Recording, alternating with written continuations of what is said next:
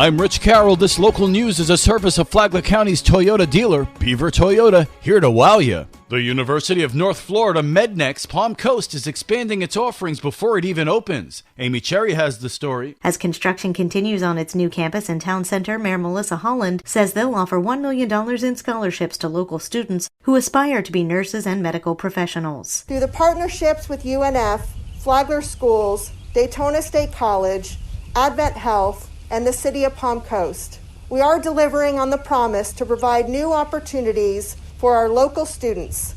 The Career Path Pipeline being created allows our students to learn, live, and build long-term careers while remaining close to their family and the community that they love. UNF will also partner with Daytona State College to establish a master's pathway that will enable Daytona State students to get a head start in UNF's nursing graduate program. David Szymanski is UNF's president. So we're doing collaboration, and that's what we're really founding this whole MedNexus on. And it really is a unique partnership with the college and the SUS, the state university system. And so we want to be pioneers and really blaze the trail and show people how you can get more things done through collaboration. Advent Health will also provide opportunities for MedNex students to get real-world on-the-job experience. As a first of its kind in the nation, this university-based medical and healthcare nexus aims to create a pipeline of workers, meeting what Szymanski calls a growing need. Not only can we build out nursing, but we can talk about physical therapy. We can also do things for the profession in terms of things like health informatics and data analytics,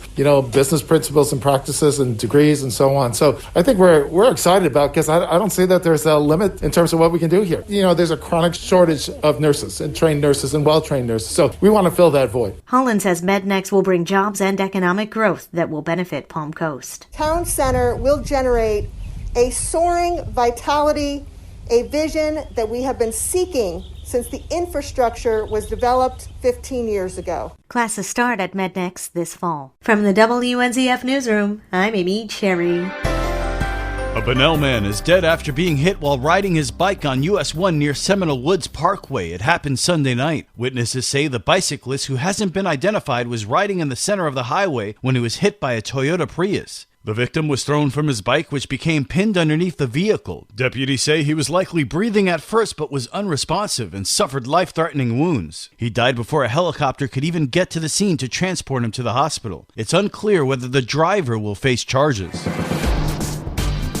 Several local burglaries are solved by Flagler County Sheriff's deputies. Karen Johnson has the details. Beginning in late February, Flagler County Sheriff's Office deputies responded to a burglary complaint at the Neoga Hunting Club. A member of the club discovered the burglary after noticing several doors to trailers on the property were open and unattended, and random items were spread around. The person who called the sheriff's office says there were 3 people victimized, missing around $2,000 worth of items. According to Sheriff Rick Staley, when officers arrived, they also found tire prints near the location where the generators were stolen by 25-year-old Lucas Mosley. He stole these items and then tried to sell them on Facebook Marketplace. That's not a very bright idea if you're a thief, but we appreciate that he did that so that we could find or recover the property and arrest him. Sheriff Staley says later Mosley admitted to entering Neoga Hunt Club's property, taking the generators along with other items without permission from rightful owners. Mosley provided FCSO with the other stolen items from the victim's complaints. A warrant was issued for his arrest. For Flagler's Morning News, I'm Karen Johnson.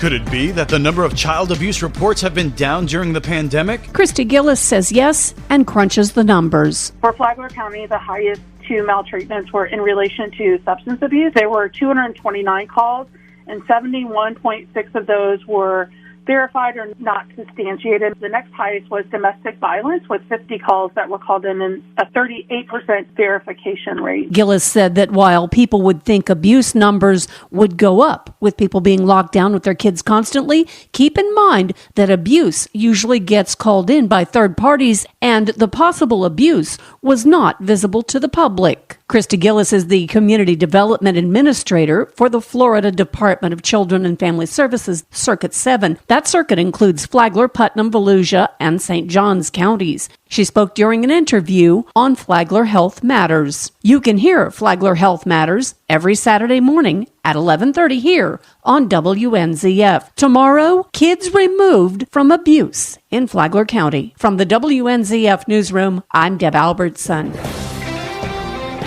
An event next month will be hosted by a racial justice organization that's new to Flagler County. John Arking tells us more. SURGE, or Show Up for Racial Justice, is a national organization that's starting operations locally, according to Carl Jones, president of the African American Mentoring Program. We're a new chapter here in Flagler County. We're part of a national organization whose mandate is combating racial injustice and addressing white supremacy. Again, we're a multiracial group of like-minded individuals that say enough is enough. Jones says they're not a political party, but they will speak out against racial injustice from either party. Mental health counselor Sarah Riley says a workshop will be held next month via Zoom, hosted by Lynn Burnett, a U.S. history teacher in California and anti-racist historian. If you get on surgeflagler.com, S-U-R-J Flagler, one word, .com. There's a link there that you can sign up. It's free. It'll be May 13th from 6 to 8, and there are some readings that you need to do prior to be prepared for that. The full interview with Jones and Riley can be heard on the Free for All Friday podcast, which you can find on the Flagler radio app. From the WNZF Newsroom, I'm John Erking.